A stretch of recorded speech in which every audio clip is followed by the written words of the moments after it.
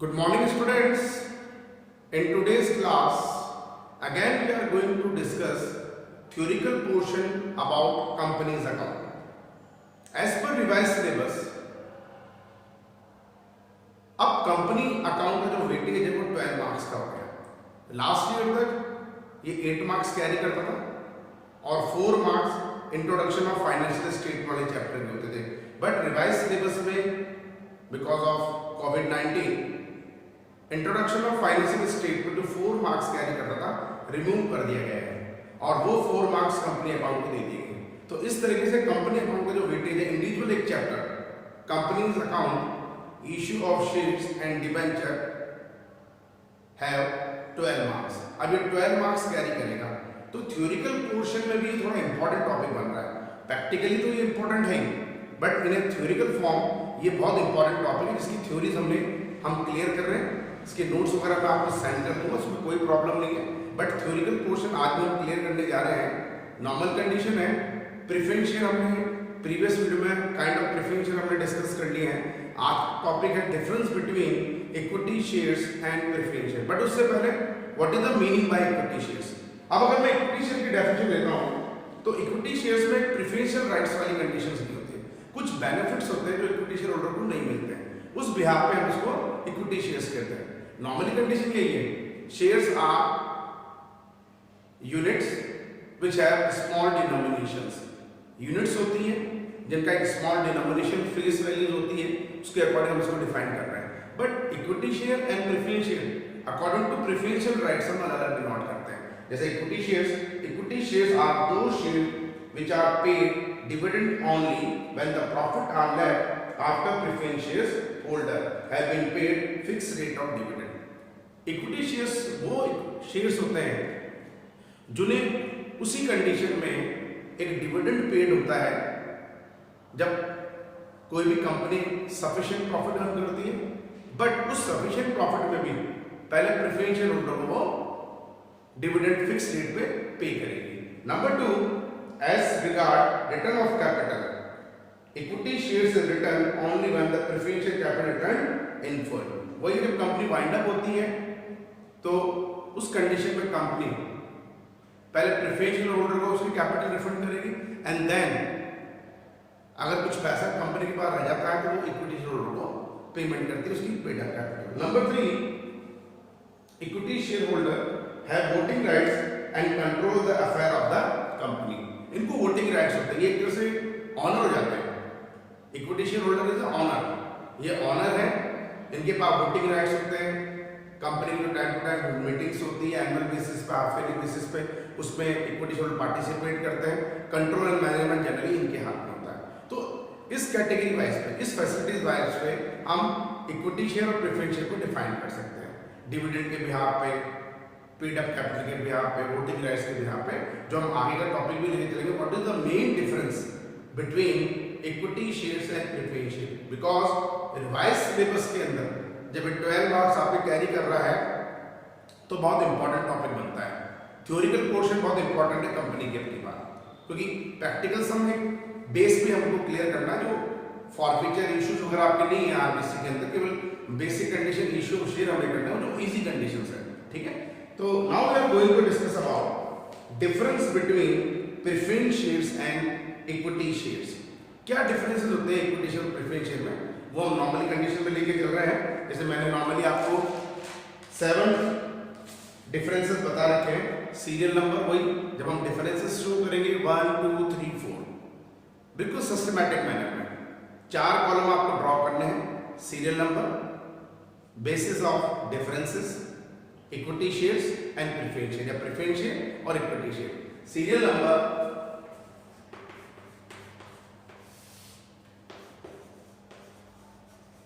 Basis of differences,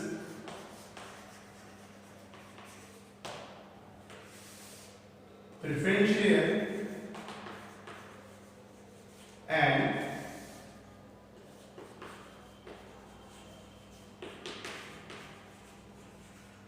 equity shares. तो ये 4 column हमें ड्रॉ करना। Serial number, basis of differences, difference, और जो टाइटल हमारे पास में इन दो के बीच में आप डिफरेंसेस करना चाह रहे हैं preference share and equity share. Number 1 सबसे पहले जो हम डिफरेंस शो करेंगे वो किस बिहाफ पे है, रेट ऑफ डिविडेंड। सबसे इंपॉर्टेंट पॉइंट ये होता है कि फैसिलिटीज बिहाफ पे हम चले rate of dividend. Number 1 rate of dividend के बिहाफ पे एक fix rate preference share holder की फिक्स होती है जिसमें उसको डिविडेंड पे होता है, बट इक्विटी शेयर होल्डर की कोई फिक्स रेट नहीं होती है डिविडेंड पे करने की। तो सबसे पहला डिफरेंस हो गया paid dividend at a fix rate on preference share holder, and number 2 equity share rate of dividend is not fixed of dividend to paid equity shares holder. यहाँ रेट फिक्स है, ये मान लीजिए फिक्स रेट पे है, ये fix rate पे नहीं करेगी। Number 2 arrear of dividend cumulative preference shares. उसमें मैंने कंडीशन आपको बताई थी प्रीवियस वीडियो में। क्यूमुलेटिव प्रेफरेंस शेयर होल्डर को एक फैसिलिटीज मिलती है इन केस अगर उनका कुछ एरियर ऑफ डिविडेंड किसी ईयर में रह जाता है तो हम उसको फॉलोइंग ईयर्स में भी कवर कर सकते हैं। तो वही condition arrear of dividend, the arrear of dividend में accumulated and paid in a future on preference share holder, but arrear of dividend on equity share dividend cannot accumulated and not paid in a future. Okay. Number 3 right to dividend. इनको rights होते हैं dividend के। Okay, dividend is paid before it is paid on equity share holder. कि जो rights of dividend मिलते हैं preference share holder को वो पीरियडली मिलते हैं, पहले उनको मिलेगा। इक्विटी शेयर होल्डर को पेमेंट करने से पहले प्रेफरेंस शेयर होल्डर को डिविडेंड पे होगा, but equity share holder dividend is paid after the payment of dividend of preference share. इनको प्रेफरेंस शेयर के बाद में पेमेंट होता है। नंबर 4 कन्वर्टेबिलिटी, इसको आप कन्वर्ट करा सकते हैं बिल्कुल। प्रेफरेंस शेयर में भी कन्वर्ट इनटू इक्विटी शेयर। जब हम प्रेफरेंस शेयर के काइंड्स करते थे, कन्वर्टेबल प्रेफरेंस शेयर उसकी डेफिनेशन हमने ये की थी, such preference share which will be converted into equity share और new preference share is known as convertible preference share. तो प्रेफरेंस शेयर होल्डर को फैसिलिटीज मिलती है कि प्रेफरेंस शेयर्स को वो कन्वर्ट कर सकते हैं इक्विटी शेयर में, बट इक्विटी शेयर होल्डर को कन्वर्टेबल करने की फैसिलिटीज प्रोवाइडेड नहीं होती है। वो अपने इक्विटी शेयर को कन्वर्ट नहीं कर सकता है किसी भी तरह से प्रेफरेंस शेयर में। Number 5 redemption, that means repayment. Redeemable preference shares एक फिक्स पीरियड के बाद में अब प्रेफरेंस शेयर होल्डर को एक फैसिलिटी मिलेगी कि वो कंपनी को अपने प्रेफरेंस शेयर वापस रिटर्न कर दे और उसके बिहाफ पे अमाउंट अपना रिटर्न ले सकता है। It is known as redeemable preference shares. तो redemption, preference share redeemable after a specific period duration the life of the company, but equity shares these are irredeemable during the life of company. A company may buy back its equity share. What is the meaning by buyback? हालांकि practically हमारा topic नहीं, पर हम उसको एक theoretical form में फिर भी आगे हाई स्टडी इसमें क्लियर कर सकते हैं। बायबैक दोबारा खरीद लेना। इक्विटी शेयर्स अगर कंपनी किसी को इश्यू कर रही है तो ये कंपनी पे डिपेंड होती है। कंपनी आगे लग रहा है कि प्रॉफिट इन इक्विटी शेयर्स है तो बाय बैक कर सकती है, रिडम्पशन नहीं करेगी। वो इक्विटी शेयर कंपनी के पास चला करके नहीं आ सकता पैसा देने के लिए। यहाँ पे कंडीशन क्या है, अगर कंपनी को लगता है कि इन इक्विटी शेयर पे फ्यूचर में प्रॉफिट है तो कंपनी अपने इक्विटी शेयर होल्डर को एक ऑफर दे सकती है कि अगर आपको मनी रिक्वायरमेंट है तो आप आ जाइए, हम आपके इक्विटी शेयर खरीद सकते हैं। बट कंपनी को कंडीशन नहीं करेगी रिडम्पशन की। तो इक्विटी शेयर होल्डर को बायबैक की फैसिलिटीज तो मिलती है, but redemption of equity share, redemption of shares की फैसिलिटीज प्रोवाइड नहीं होती है। Okay, next number 6 voting rights. सबसे इंपॉर्टेंट पॉइंट हम मानेंगे, equity share holder is an owner of the company. Equity share holder एक ऑनर्स हो जाते हैं तो उन्हें वोटिंग राइट्स मिल जाते हैं। कंपनी की जो एनुअली मीटिंग्स वगैरह होती हैं उसमें इक्विटी शेयर होल्डर्स पार्टिसिपेट करते हैं, मेंबर्स वगैरह होता है हो जाते हैं वो, ठीक है। मैनेजमेंट कंट्रोल में उनका पार्टिसिपेटिंग चलती रहती है, they have voting rights. But preference share holder does not have any voting rights in a company. तो यही अपने पास है voting right. Generally preference share have no voting rights, but equity shares holder have voting rights in all circumstances. हर condition में equity share holder को voting rights मिलता है। Number 7 refund of capital. जो हमने डेफिनेशंस में कैरेक्टरिस्टिक्स भी आप इसको बोल सकते हैं आराम से, डेफिनेशन में भी आप इसको शो कर सकते हैं या डिफरेंसेस में भी शो कर सकते हैं, तीनों एक ही बात है। जो डेफिनेशंस थी वही कैरेक्टरिस्टिक्स भी बन गई इक्विटी एंड प्रेफरेंशियल की, और वही हमारे पास डिफरेंसेस भी बन गया। अब वही refund of capital, preferential holder को जब कंपनी वाइंड अप होती है सबसे पहले उनको कैपिटल रिफंड होती है, तो वही condition refund of capital on winding up preferential capital is repaid before refund of equity shares, or equity share capital is refund after refunded of preferential on winding up. Okay, ये कुछ differences हमने show करें जो आपके बेटा आप revise syllabus के अंदर बहुत इंपॉर्टेंट टॉपिक है, क्योंकि मैंने आपको पहले भी क्लियर कर दिया प्रीवियस ईयर तक कंपनी चैप्टर 8 मार्क्स का वेटेज कैरी करता था, बट रिवाइज सिलेबस में बिकॉज ऑफ कोविड-19 ये इंडिविजुअल चैप्टर आपके 12 मार्क्स कैरी कर रहा है। ओके, ये 12 मार्क्स कैरी करेगा, ये आपके लिए इंपॉर्टेंट चीज है, थोड़ा आपको ध्यान देना पड़ेगा इन चीजों के ऊपर। तो ये differences between equity share and preferential, खैर हम ये मानते हैं 7 डिफरेंसेस मैंने आपको बताए, सारे तो नहीं पूछेगा, 1 2 3 एंड मैक्सिमम 4। ओके, तो ये कुछ शेयर्स के बारे में हमने डिस्कस करा है। अब हम आगे का टॉपिक क्लियर करने जा रहे हैं, what is the meaning bye share capital, कितने तरह की हमारी शेयर्स कैपिटल होती है, पहले भी हमने डिस्कस कर रखा है, इसकी डेफिनेशन दोबारा डिस्कस कर लेते हैं, कोई बड़ी प्रॉब्लम नहीं है। Okay, shares capital,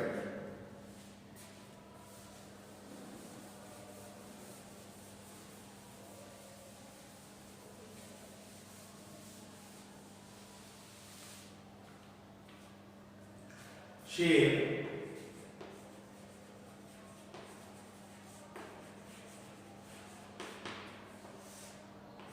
capital. What is the meaning by share capital? It's mean the amount that a company can raise by issuing shares or has raised by the issue of shares is known as a share capital. अब ये definition हमने पहले भी discuss कर रखी है, आज जो हमारा टॉपिक चलेगा वो चलेगा kinds of share capital. How many kinds of share capital? Kinds of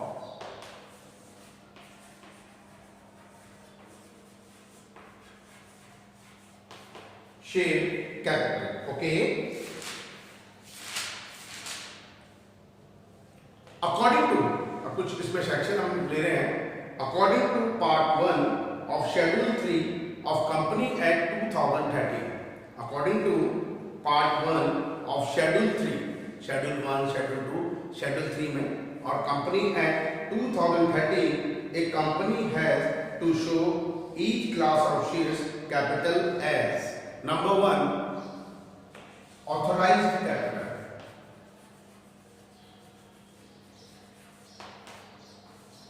It is also known as registered capital, nominal capital, authorized capital. What is the meaning by authorized capital? Like simple definition में, this is the maximum capital for which a company is authorized to issue share during its lifetime.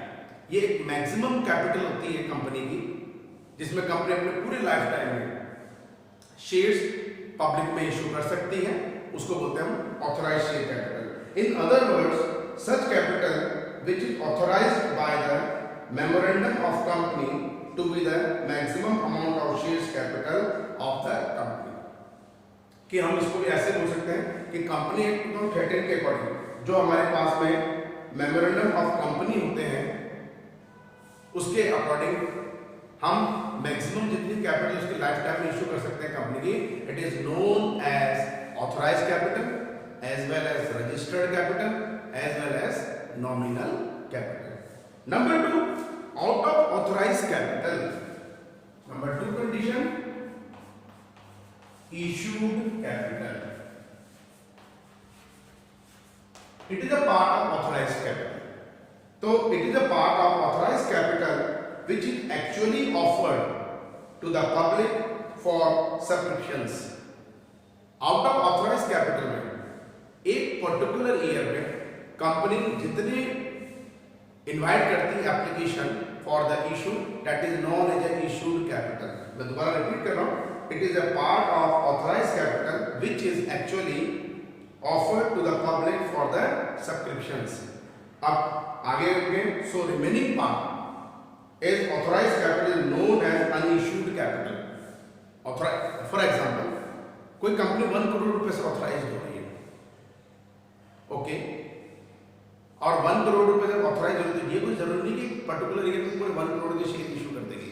Out of 1 crore वो कितने की share issue करे, 50 लाख के, 60 लाख के, 70 लाख के, that is known as issued capital. For example 70 lakh के share उन्होंने एक पर्टिकुलर ईयर में इशूड कर दिए, that is known as a issued capital. But remaining part 30 lakh rupees is unissued capital, जो कंपनी आगे अपनी लाइफ टाइम में इशू कर सकती है पब्लिक के लिए, okay, which can be issued, जिसे मैंने आगे बोल दिया। So remaining part of authorised capital is known as the unissued capital which can be issued later on, okay. ये हो गया हमारे पास में इशूड कैपिटल का डेफिनेशन। सबसे इंपॉर्टेंट जिसके बेस पे हम प्रैक्टिकली सम करेंगे, subscribed capital.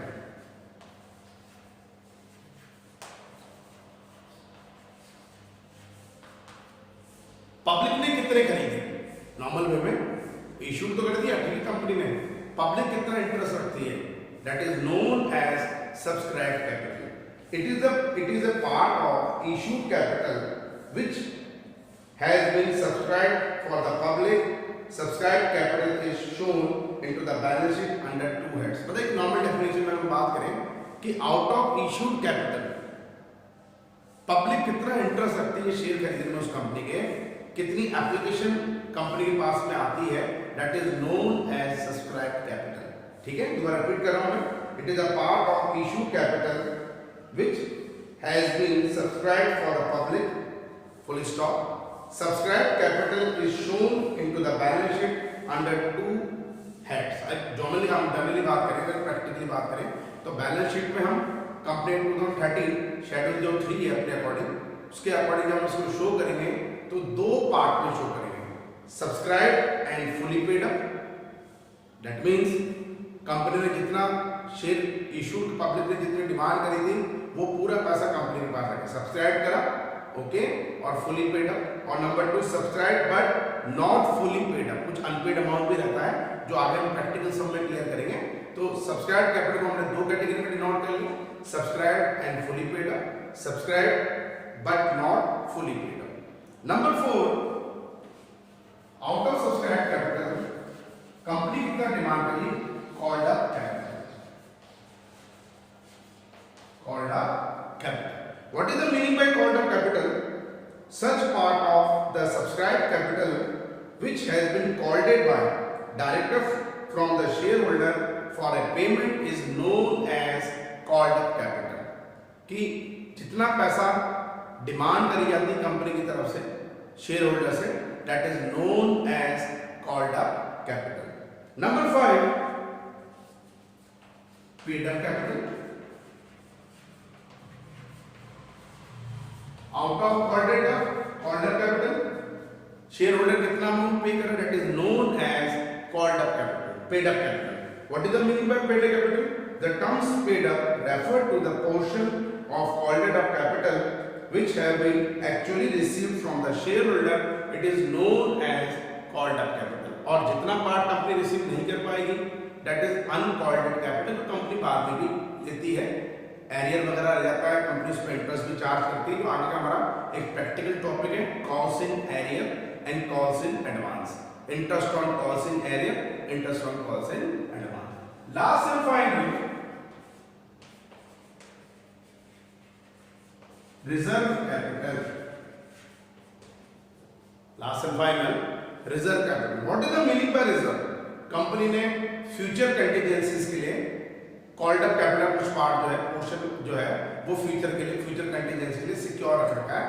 It is reserve and surplus capital, okay. तो what is the meaning by reserve capital? It's mean the portion of the uncalled capital to be reserve. This is decided by the passing of the special resolutions. It can be called up in the future when the company is wind up or any future contingencies. Okay?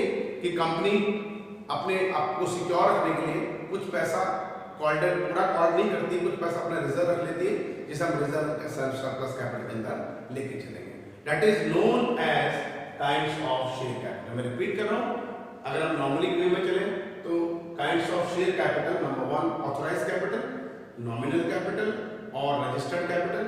Number 2 issued capital, it is a part of authorized capital. Number 3 subscribed capital, it is part of issued capital. Number 4 called up capital, it is a part of subscribed capital.